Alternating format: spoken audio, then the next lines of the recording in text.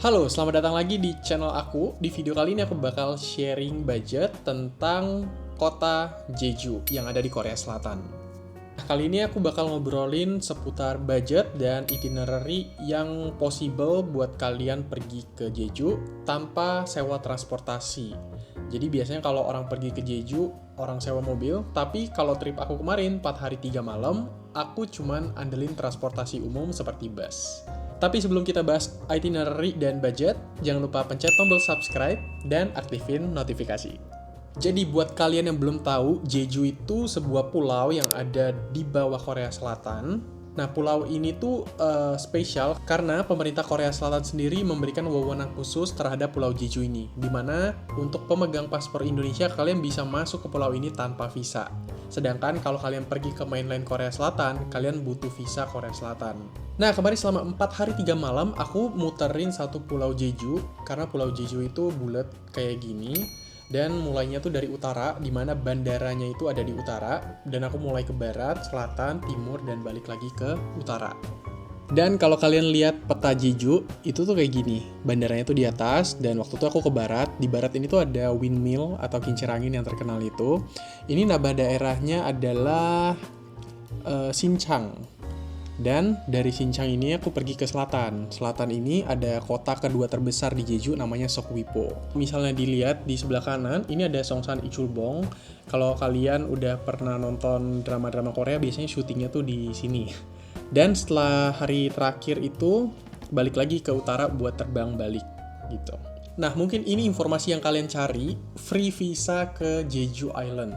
Sebenarnya memang kalau paspor Indonesia ke Jeju Island tuh free visa, dimana kalian cuma bawa paspor aja tuh udah bisa masuk. Tapi ini rawan banget, rawan karena beberapa orang Indonesia yang pergi ke Jeju itu tanpa menggunakan visa Korea Selatan itu beberapa kali dideportasi atau ditolak masuk di Jeju. Alasannya kenapa? Beberapa alasan seperti kayak takut dikira kita kerja di Jeju secara ilegal, atau takutnya ya kita overstay dan lain-lain. Tapi kalau kalian udah punya visa Korea Selatan, tinggal ke Jeju aja itu udah pasti aman, udah pasti boleh banget masuk ke Jeju. Untuk trip rute aku kemarin, aku terbang ke Seoul dulu, baru aku terbang ke Jeju, dimana untuk transit di Seoul itu membutuhkan visa. Karena biasanya terbang domestik dari Seoul ke Jeju itu di Gimpo, dan kalau internasional itu di Bandara Incheon. Mereka ada 2 bandara. Jadi otomatis kalau kalian transitnya di Seoul, kalian harus keluar bandara dulu ke Gimpo. Nah, itu membutuhkan visa. Tapi opsi lain kalau kalian mau free visa, itu kalian bisa transit di Singapura. Satu-satunya penerbangan yang paling efisien dan paling low budget banget itu naik Scoot dari Singapura. Dan biasanya orang-orang kalau mau memanfaatkan free visa itu mereka terbangnya dari Singapura naik maskapai Scoot itu. Nah, kalau kita bahas berapa biaya visa ke Korea Selatan, terakhir aku cek harga untuk single entry itu sekitar 870.000. Sedangkan kalau multiple itu di 1,6 juta. Kemarin aku sempat apply yang multiple, di mana persyaratan untuk apply multiple kalau kalian sudah pernah pergi ke Amerika, Australia, atau negara-negara di Eropa, visa itu bisa kalian lampirkan untuk apply multiple visa Korea, di mana kalian nggak perlu lagi mencantumkan rekening koran. Jadi lebih simple persyaratannya ya. Kalau aku kemarin sudah apply visa multiple, di mana berlaku 5 tahun. Jadi kalau aku mau bolak-balik 5 tahun, udah tinggal beli tiket aja, nggak perlu apply visa lagi. Nah, kalau kalian udah punya visa, kalian mau misalnya terbang ke Seoul dulu baru ke Jeju, itu banyak pilihan maskapainya. Ada yang direct kayak Asiana, Korean, atau kalau beberapa maskapai yang lumayan low budget, itu transitnya di China. Contohnya China Eastern atau Xiamen Air. Atau Macau juga kadang-kadang dia kasih promo buat terbang ke Seoul. Nah, kalau bahas langsung yang free visa, kalau kita cari maskapainya itu cuma ada Scoot kan. Itu aku pernah cek dapat harga promo PP dari Jakarta itu sekitar 2,5 sampai 3 juta. Dan itu menurutku murah banget. Cuman kalian mesti cek lagi tanggal-tanggalnya ada nggak yang semurah itu. Tapi kayaknya sekarang udah lumayan jarang ya harga-harga yang di bawah 3 juta. Nah, untuk 4 hari 3 malam itinerary aku kemarin, sekarang setelah kita bahas pesawat, kita bahas hotel. Jadi kan ada 4, utara, selatan, barat, sama timur. Nah, waktu aku landing itu udah sore, jadi aku nginep di atas, di daerah kota Jeju. Dan besoknya tuh hari pertama aku pergi ke daerah barat, yang ada Sinchang, ada windmill itu. Kemudian aku nggak nginep di sana, jadi aku perginya ke bawah, dan nginepnya tuh di area bawah atau selatan. Atau ada kota namanya Seogwipo. Jadi kalian one day trip di dekat-dekat area barat, kemudian nginepnya di bawah.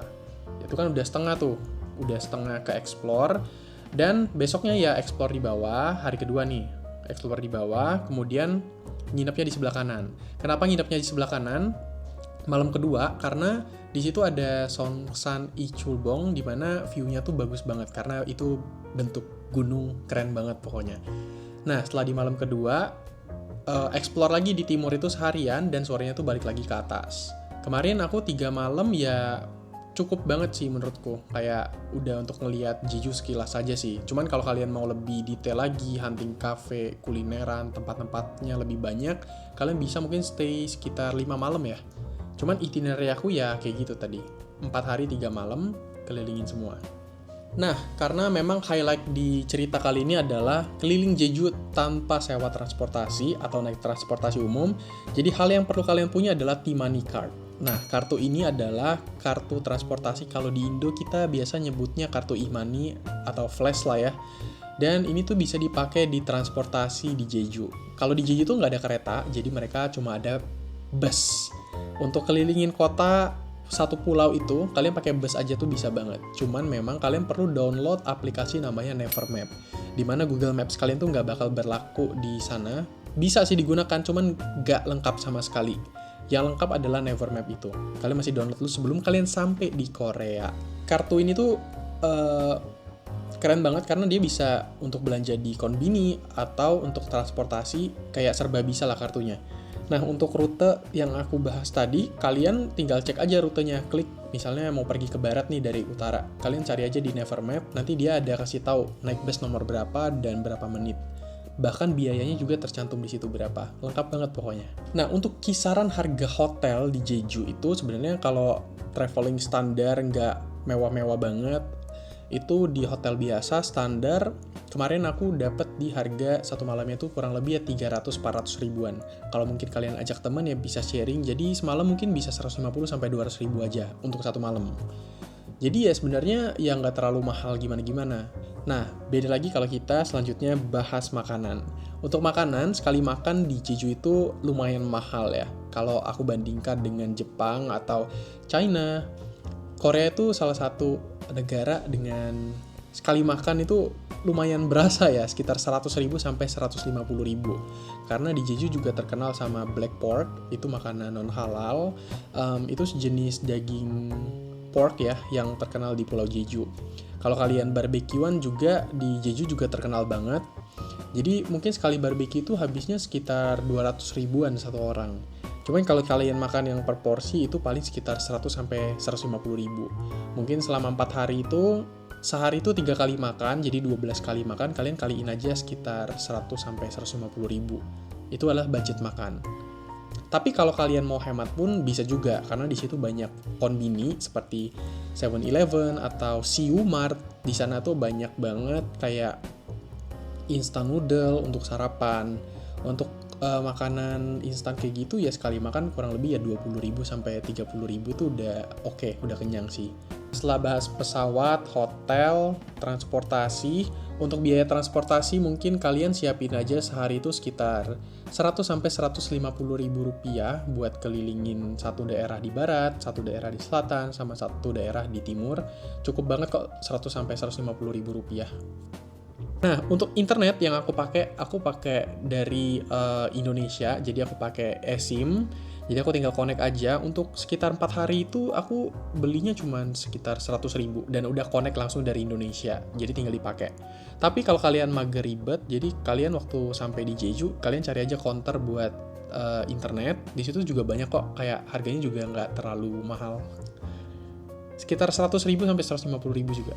Sekarang kita bahas tempat wisata. Jadi Jeju itu terkenal dengan wisata alam, pantainya, bahkan di tengah-tengah situ ada pegunungan kan. Nama gunungnya itu Gunung Halasan. Nah, di situ sebenarnya kebanyakan tempat wisata di Korea itu gratis. Contohnya kemarin kalau kita bahas salah satunya tuh Sinchang Windmill yang kayak kincir angin terkenal banget di Jeju, ya itu masuknya free juga. Terus kalau pergi ke Songsan Ichulbong sebenarnya ada tiket masuk. Cuman kemarin kayak aku kayaknya lagi free ya, nggak ada yang jaga gitu di tempatnya. Terus juga kalau di selatan, kota, pantai juga free masuknya. Dan ada beberapa sih yang bayar, kayak contohnya desa-desa replika orang Jeju pada zaman dulu itu bayar, tapi bayarnya juga nggak terlalu mahal, sekitar 50.000 sampai 100.000 rupiah sekali masuk, kan masih affordable banget ya. Nah, kalau kalian juga suka kafe, minum kopi, dan lain-lain, di Jeju tuh banyak banget kafe-kafe bagus yang menarik ya. Nah, contohnya kalau misalnya kemarin aku pergi ke kafe beli kopi, ya harganya sekitar 50 sampai 100.000. Ya, mungkin kalian bisa masukin itu ke budget tambahan dimakan ya, karena mungkin biasanya aku juga kalau traveling itu cari satu kafe sehari, itu kayak unik aja experience-nya. Dan kafe-kafe di sana tuh bagus-bagus banget. Setelah kita bahas tiket pesawat, hotel, transportasi, makan, internet, dan tempat wisata, sebenarnya itu udah mencakup keseluruhan sampai 90% dari pengeluaran selama trip itu ya. Jadi kemarin ya sebenarnya bahkan bisa dihitung tuh nggak sampai 10 juta sebenarnya kalau kalian mau ke Jeju aja. Ya tapi tripnya ya trip standar aja, nggak mewah banget, ya nggak backpackeran banget. Nah, sekarang kita bahas dari 10% terakhir itu aku biasanya buat biaya tak terduga, contohnya kayak kalau misalnya buat oleh-oleh, belanja gitu, atau sakit, beli obat, dan lain-lain. Tapi kalian mesti spare biaya tak terduga itu sih. Mungkin kalau misalnya pengeluaran trip 5 juta, ya 10% 500.000 lah buat disimpan, buat jaga-jaga. Nah, kalau bahas budget udah selesai ya, biasanya pengeluaran selama traveling tuh itu doang, kayak ya sudah kayak gitu aja. Tapi kalau misalnya bahas, tadi aku pengen highlight lagi dari segi makanan, karena di Jeju itu kebanyakan makanannya non halal, jadi kalian mesti cari-cari info lumayan detail kalau kalian mau cari makanan halal.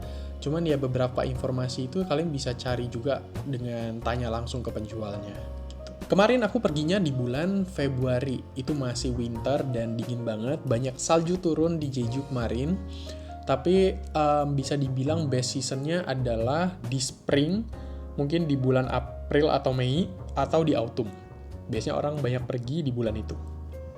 Sebenarnya bahasan udah selesai, jadi dari budget, itinerary yang aku share tadi, mungkin nanti itinerary-nya aku bakal buat di deskripsi kolom komentar. Kalian juga bisa lihat beberapa perlengkapan yang aku pakai selama trip di deskripsi. Dan kalau kalian punya pertanyaan seputar Jeju, kalian bisa langsung tanya aja di kolom komentar di bawah. Aku bakal jawabin ke kalian ya. Karena mayoritas pertanyaannya udah kejawab di sini dari segi budget dan itinerary. Cuman kalau kalian ada pertanyaan lain, kalian bisa DM aku di Instagram atau ketik di kolom komentar di bawah. Nanti aku bakal reply. Once again, kalau kalian ada plan udah beli tiket ke Jeju, enjoy Jeju ya. Sampai jumpa lagi di video selanjutnya. Bye-bye.